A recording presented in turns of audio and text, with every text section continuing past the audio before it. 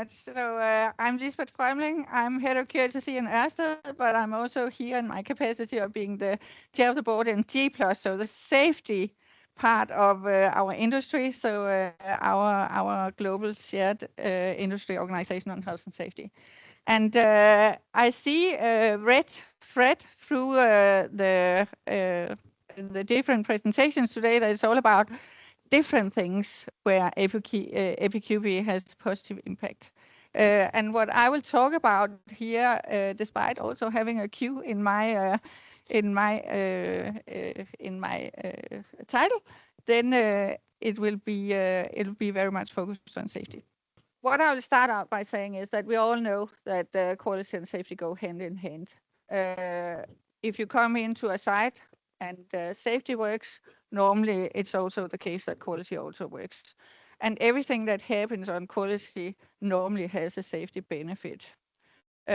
We see throughout the value chain that quality incidents are also often safety incidents. Some of the black swans we see now, Laurent did not want to go into our industry with what have we faced of incidents, but we have faced incidents like, and in G+ we share. So these are incidents that we actually can talk about. But we have seen incidents with fire in the nacelle. We have seen incidents where blades have fallen off. We have seen incidents where a rotor has fallen off. We've even seen collapsed turbines. And when these things happen, of course, it can cause a lot of safety impact. Can you hear me? Okay, good. And if a blade falls down on a vessel, that has happened many years ago, that it actually happened and the vessel is sunk. Other blades have fallen out without that happening, but it's a risk that is there. Same with rotor coming off, and we have also with obviously fires. If people are out on the turbines, it can go terribly wrong. Again, historically it has, and later years we have seen fires with no impact to people, but the risk is there. Also, when things like this happens, there's a big safety incident in the recovery, because these are things we're not usually doing. We don't know when to send people into turbines again, when is it safe, and a lot of effort has to go into actually making sure that we find methodologies, that risk assessments are in place, and that we actually have the tools and the knowledge to recover from situations like that. So safety and quality go very closely hand in hand. Yeah, so here it says quality decisions made today become tomorrow's safety, and that is indeed correct, and that goes across the value chain. Some of the incidents I mentioned now has been due to issues in the design phase. Some of them probably even back to requirements before the design phase. Some has been down to manufacturing. So it happens across the value chain when things go wrong. And when we talk about quality investigations, we call them MQI, major quality incidents. When we do investigations on quality incidents, they normally have safety parts, but it's also the other way around. Most of our safety incidents actually are partly root caused in process. So it goes two ways. Yeah. We're all in it. So we're here together. We're also together. Some of the same people I meet when I'm in G+. So it's good to see everyone here. In G+, we probably have a little less of a competition thing. We can talk extremely openly about everything. We share everything. We share our data, we share our incidents, we share everything. Also risk. And right now, we have also started to move into sharing requirements. But the important thing is that if we get quality right, then your success is my success, and the other way around as well. So we should be as open as possible in this part as well. We need to learn from each other. We need to be able to talk about the mistakes and what we can learn from them. So APQP is part of that, and we are all working on this in different levels of implementation. I mentioned before in the break we were talking, Vestas and I, yeah, that we are an industry. Lauren came into the culture part. I think it's fair to say, and you can shake your heads if you don't agree with me, but I think it's fair to say that we are very entrepreneurial business or industry.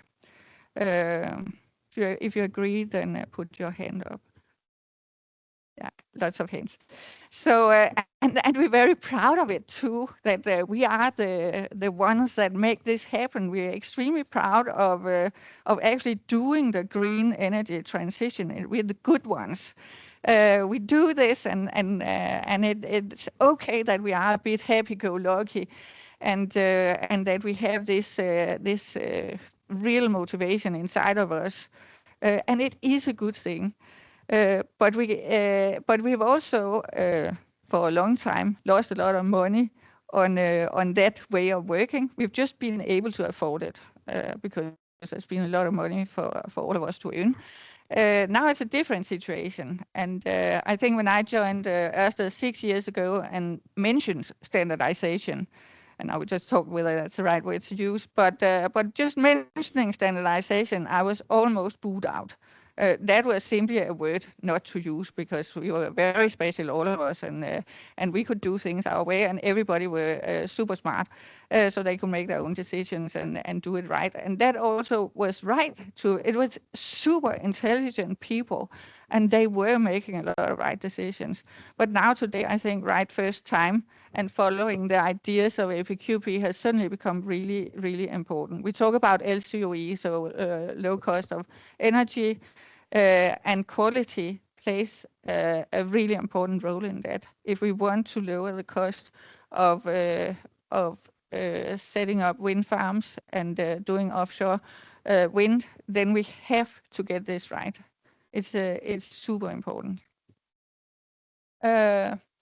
And we can still improve. There's no doubt about it, both when it comes to safety and quality. I mentioned here safety by design. And design is a hobby horse for me. Some of you know that. I really, really believe that we can do that. Design often ends up with these incidents where things go terribly wrong.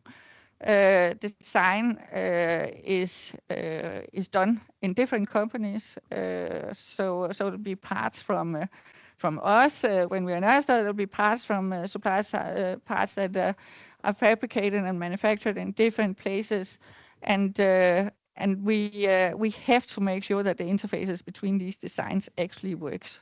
And that they are right from the beginning, so we don't need to fix it in the other end. Safety sometimes comes in late, and that can go on ergonomics, that people have to lie under something and change something that is heavy, being with bodies over time being impacted, but it can also be that safety-wise it's just not good enough. And then things can go wrong, or we have to retrofit, and that costs a lot of money, and that happens all the time.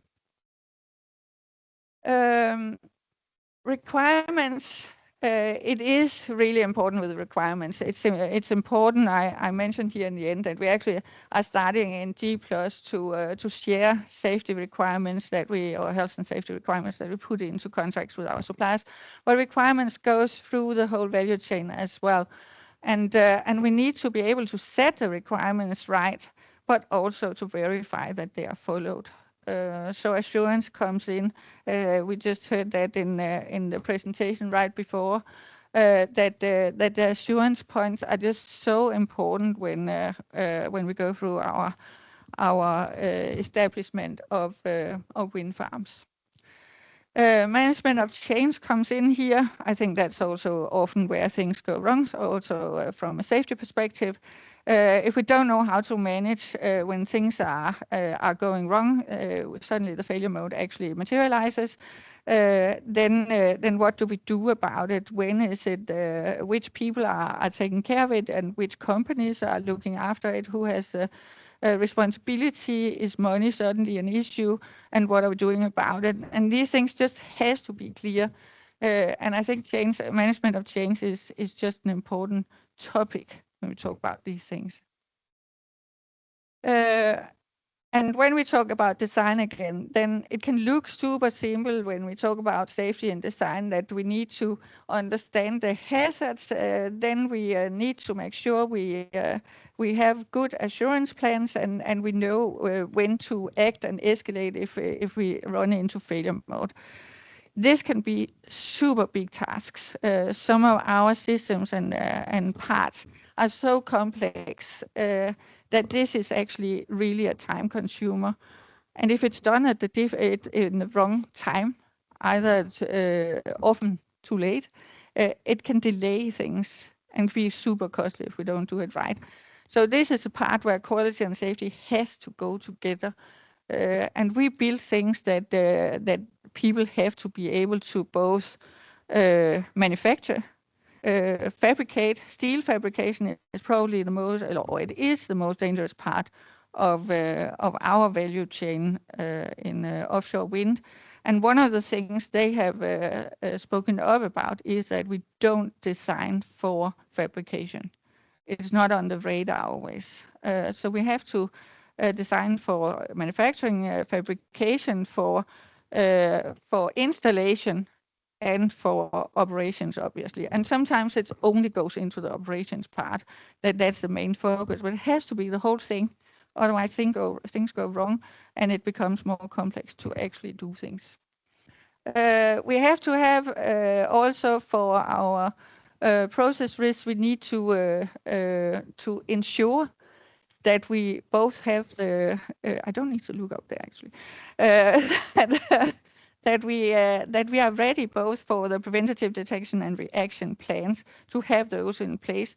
Our management systems have to be robust, and not only do we have to have high quality and reliable processes, we also need to actually have management systems that are implemented and followed, because management system has zero value if it's actually not in use. And I think here comes a little bit of gung-ho culture that we are running with, in that we actually need to accept that the management systems we develop, that they are also the ones we use as our baseline for getting better and better. So that is our platform for actually driving improvements. And we need the plans. You talked about the plans. I will not go into the details of those, but our processes and ways of doing our plans have to be built together, so it all works. Training has been mentioned a number of times as well already.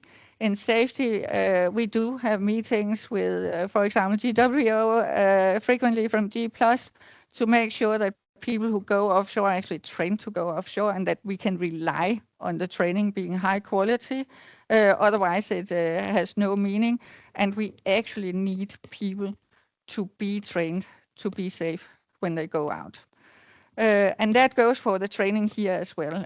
I was in a company at one point, I can say it was in the rail industry. And then if you look at my LinkedIn, you'll know what it is. But we had standard risk assessments for safety. And we went through them. We decided now we go through the whole thing. And it was hundreds of risk assessments for all kinds of work. And 85% we found were not high quality enough. It was not good enough. So we have actually placed people in my team and outside my team to do risk assessments who were not qualified.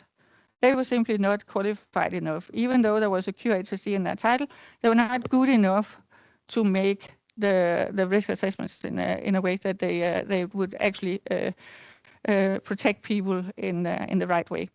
So it is super important that it's not enough to do a risk assessment. It has to be a risk assessment that actually works. And that's the same for how we do inspections. It has to be someone who can actually see if a welding is right or wrong. I learned that when I was in Rolls-Royce.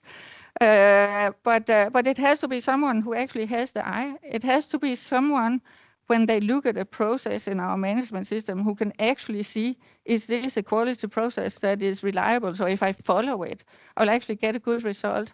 There's so many of the things we do where people actually have to be trained to be able to do the work. And also some people can't be trained. Some people just, even though no matter how much training I get, I will never be good at weightlifting.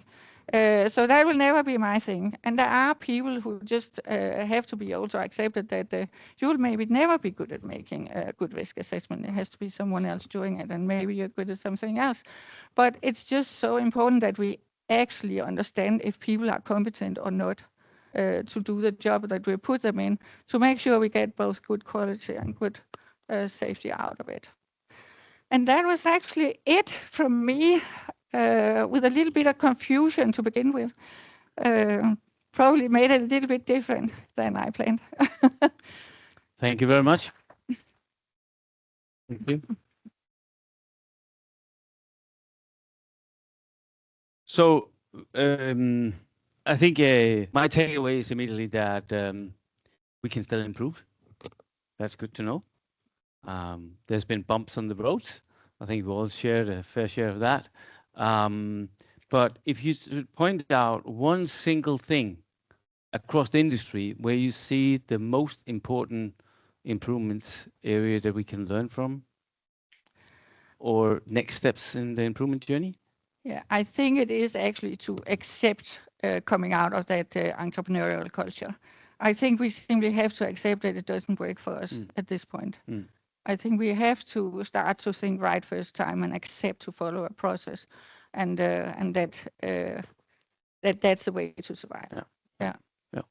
So maybe a little quality control of people following the process and stuff like this. Yeah, the assurance part has to work as well. Thank you. Yeah. Questions?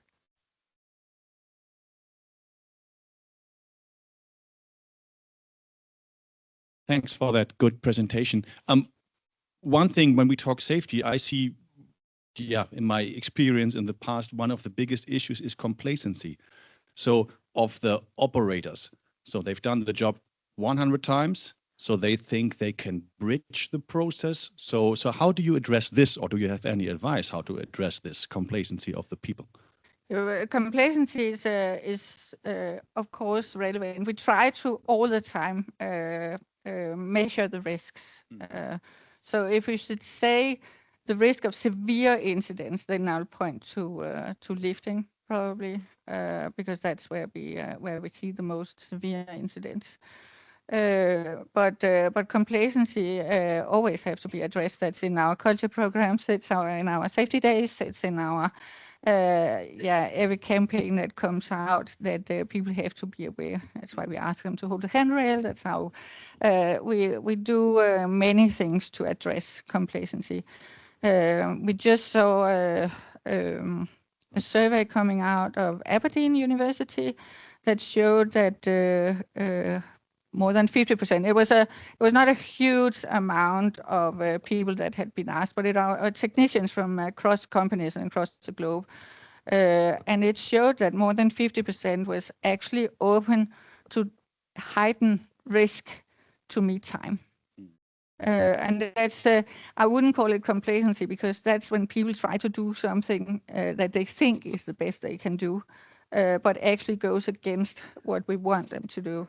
And also we have many small teams, so maybe 2 technicians are used to go out together, and they can create their own little culture, and then the complacency can set in, or they just do a culture like the site is right, but it's not what we want. So there's still a lot to do on that part. Psychological safety, mental health goes very close with that as well, making sure people feel they can talk openly. It's easy to tell someone to do something differently. It's easy for them to challenge, and so the more open conversations we can have and challenge each other, the easier it gets.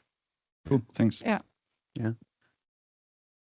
Yeah, and my question was actually building on that about the competence needed, because many of us who consider ourselves as entrepreneurial types, we might look at those standardized processes and procedures and stuff and say, "Oh, boring." So my question is, do we also need to, maybe make a change in the competence we hire when we want to make that shift? It's a good point. I actually think it's a very good point. I think also it comes a little bit back to top management as well, because sometimes it gets a little bit less boring if it is felt that everybody actually thinks this is important. I'm a true nerd. I've worked in across the industries with QHC throughout my career, and I think management systems are like super exciting. I really like it. I've done 7 myself, and I think it's this getting the boxes to be exactly right, and actually see that it's not just boxes, it's business. And I think that's the thing with these boring systems, that it is actually the business. I've seen. I had one of my employees who did management systems in Maersk. He became the chief commercial officer because he just knew business, because he had done that. And I really think that I would love to see people get more excited about management systems. But I think that has to come. It has to come from the top for people to get excited about it. Rolls-Royce, it's the only truth. If you don't follow the management system, you're out. It's very clear. So I think it's a balance. I think. It's a balance between process and then role-based capabilities, because it has to go together. And I think that's the future, where those go truly together and where it becomes more exciting for people as well. Yeah. Good. Thank you. Henning? Yes, Henning Jochumsen from Vestas. Lisbeth, you said you are in D+, the safety organization, also working cross or global. Yeah. Do you see any opportunities that we have some interactions between D+ and APQP for wind, where we could use each other, maybe how, and some common interests? I think for sure. I was thinking when I was preparing for this to mention that we are actually having a safety by design work stream, which could maybe be something where we should talk to each other. But I think actually it would not be a bad idea to sometimes come together as maybe the boards or something like that, just to. We do it with between Safety On and G+, which is the 2 safety organizations for onshore and offshore. But I think actually it would not be. Now I should probably look at all 3 of you to actually set up a session where we talk through what is it actually we're working on, and what is it, and should there be some more stronger links.